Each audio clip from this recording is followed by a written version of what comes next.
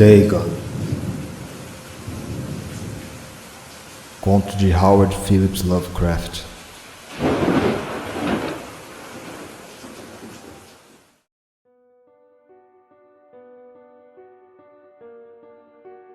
Escrevo isso debaixo de uma tensão mental considerável, já que esta noite poderei não estar mais vivo.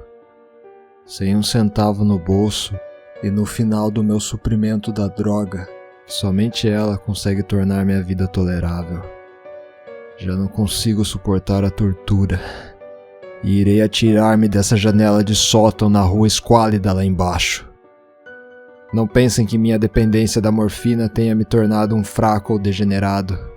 Quando houverem lido estas páginas redigidas às pressas, poderão imaginar, mesmo sem nunca perceber plenamente, porque preciso do esquecimento ou da morte.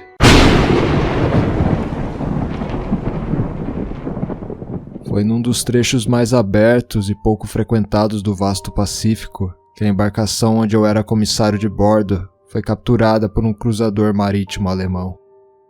A Grande Guerra estava então em seu início e as forças marítimas do bárbaro ainda não haviam mergulhado por completo em sua posterior degradação.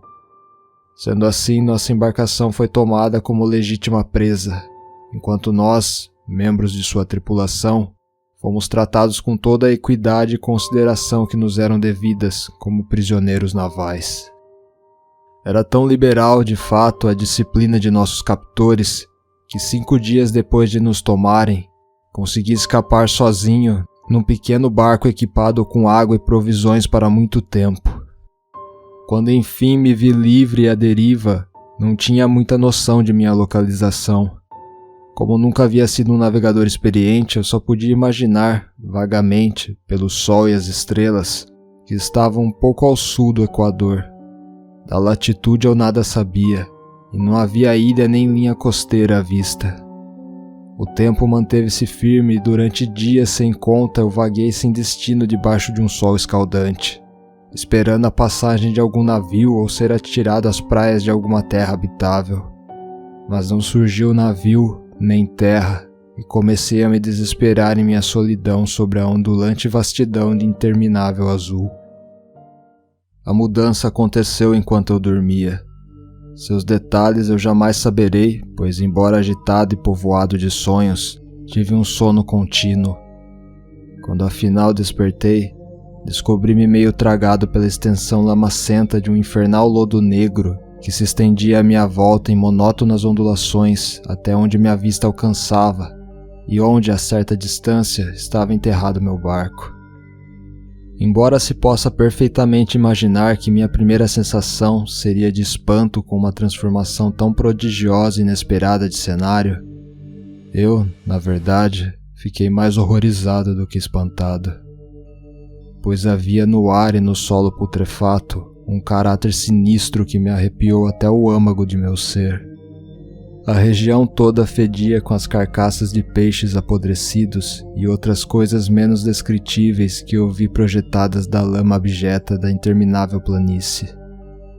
Talvez eu não pudesse esperar transmitir em meras palavras a indizível repugnância que pode existir num silêncio absoluto e numa imensidão estéril.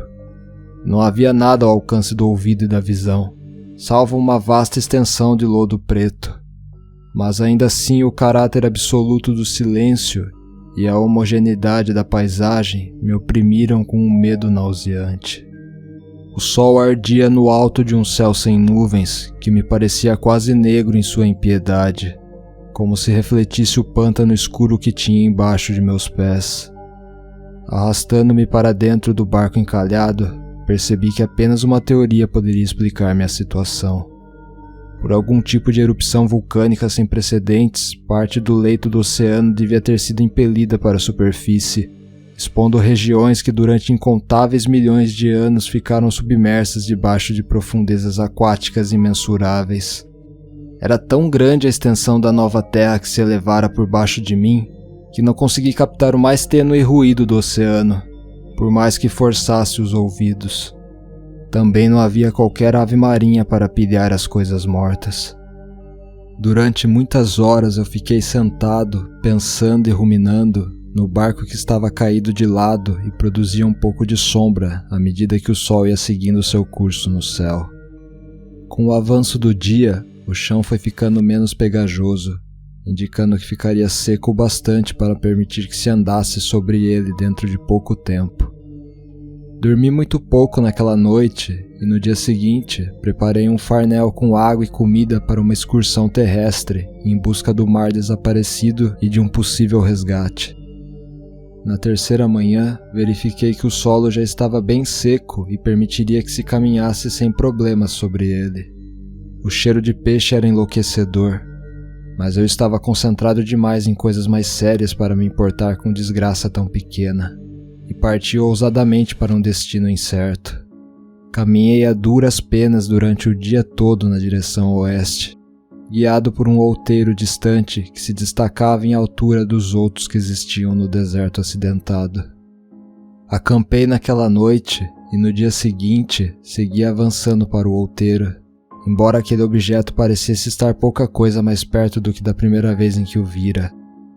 Na quarta noite, atingi a base do monte, que se mostrou muito mais alto do que parecera à distância.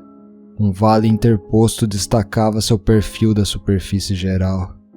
Exausto demais para subir, dormi à sombra da colina. Não entendo por que meus sonhos foram tão agitados naquela noite, mas antes da curva fantasticamente acentuada da lua minguante ter se erguido muito acima do lado oriental da planície, acordei suando frio, decidido a não me deixar adormecer de novo. As visões com as que havia tido eram demais para suportá-las de novo, e sob o brilho do luar, percebi como foram insensatas as minhas caminhadas diurnas. Sem o ardor do sol escaldante, minha jornada teria me custado menos energia. Agora, enfim, eu me sentia perfeitamente capaz de realizar a escalada que me havia intimidado ao entardecer. Apanhei então o farnel e encaminhei-me para a crista da elevação. Já tive a oportunidade de mencionar que a monotonia constante da planície ondulada era-me uma fonte de impreciso horror, mas creio que meu horror ficou maior quando alcancei o cume do monte e olhei para o outro lado, para o imenso vale ou canhão cujos recessos negros a lua ainda não se havia erguido o suficiente para iluminar. Senti-me no limiar do mundo, olhando por sobre a borda para um caos insondável de escuridão perpétua. Em meio a meu terror, perpassaram curiosas reminiscências do paraíso perdido e da tenebrosa ascensão de Satã pelos reinos informes das trevas. À medida que a lua foi subindo no céu, pude notar que as encostas do vale não eram tão perpendiculares quanto eu imaginara. Saliências e afloramentos de rocha forneciam apoios perfeitos para uma descida, além de que cerca de 30 metros abaixo, o declive tornava-se bastante ameno.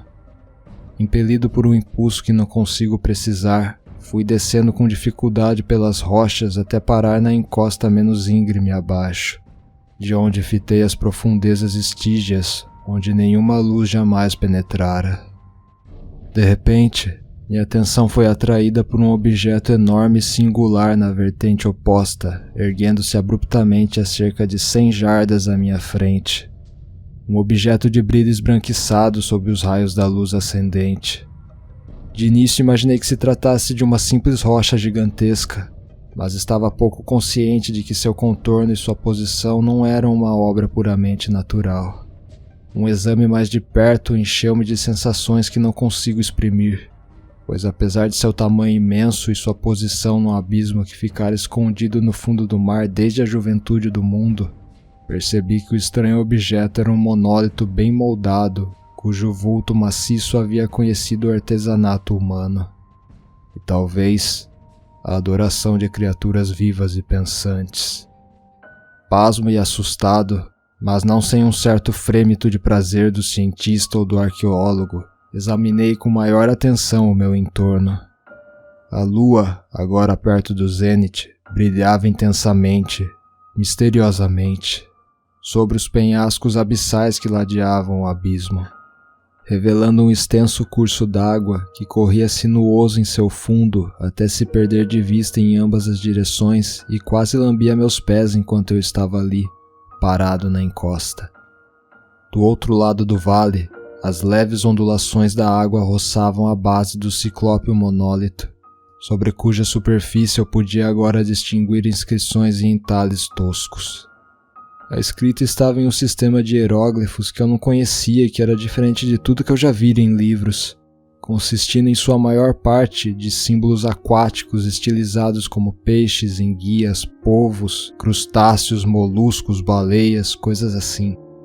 Era patente que diversos caracteres representavam coisas marinhas desconhecidas do mundo moderno, mas cujas formas em decomposição eu havia observado na planície erguida do oceano. Foram os entalhes decorativos, porém, que mais me extasiaram. Havia um arranjo de baixos relevos, bem visível acima da água interposta por conta de seu enorme tamanho, cuja temática teria provocado a inveja de Doré. Imagino que aquelas coisas deviam supostamente ilustrar pessoas, ao menos um certo tipo de pessoas, embora as criaturas fossem mostradas divertindo-se como peixes nas águas de alguma gruta marinha, ou venerando algum santuário em forma de monólito, também ao que tudo indica, submerso. De seus rostos e formas não ouso falar com detalhes. Sua mera lembrança me deixa aturdido. De um grotesco além da imaginação de um Poe ou de um Bauer, tinha um perfil infernalmente humano, apesar das mãos e pés palmados, dos lábios chocantemente largos e flácidos, dos olhos saltados e vítreos, e outras feições ainda menos agradáveis de se lembrar. O curioso é que pareciam ter sido cinzelados muito fora de proporção em relação ao cenário de fundo, pois uma das criaturas era mostrada no ato de matar uma baleia representada com um tamanho um pouco maior do que o seu. Mas naquele momento eu achei que eram apenas os deuses imaginários de alguma tribo primitiva, navegante e pescadora. Alguma tribo cujos derradeiros descendentes teriam perecido muitas eras antes do primeiro ancestral do homem de Neandertal haver nascido. Extasiado diante daquele inesperado vislumbre de um passado além da imaginação do mais ousado antropólogo, fiquei ali cismando enquanto a lua provocava curiosos reflexos no plácido canal à minha frente.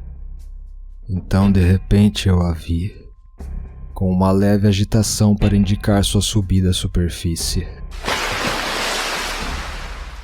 A coisa emergiu para fora das águas escuras, enorme, polifêmica e repugnante. Ela disparou como um monstro fabuloso de um pesadelo para o monólito, ao redor do qual arrojou seus gigantescos braços escamosos enquanto inclinava a cabeça horripilante, produzindo sons ritmados.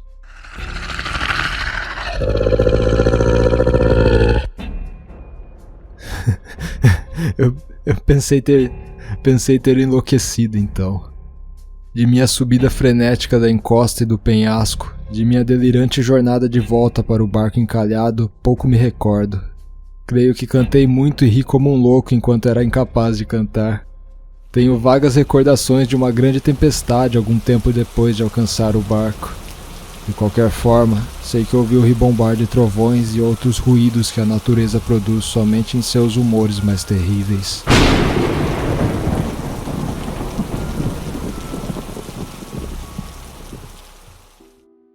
Quando saí das trevas, estava num hospital de São Francisco, para onde fora levado pelo capitão de um navio americano que recolhera meu barco no meio do oceano. Em meu delírio eu falei muito, mas descobri que não deram muita atenção às minhas palavras. Meus salvadores não sabiam nada a respeito de alguma terra que houvesse aflorado no Pacífico, e eu não julguei necessário insistir em algo que sabia que eles não poderiam acreditar. Procurei certa vez um famoso etnólogo e o diverti com perguntas curiosas sobre a antiga lenda filistina de Dagon, o deus peixe, mas percebendo logo que ele era um racionalista incorrigível, não insisti nas perguntas. É durante a noite, especialmente quando a lua está curva e minguante, que eu vejo a coisa. Tentei a morfina, mas a droga deu-me apenas um alívio temporário e arrastou-me para suas garras como um escravo sem esperança.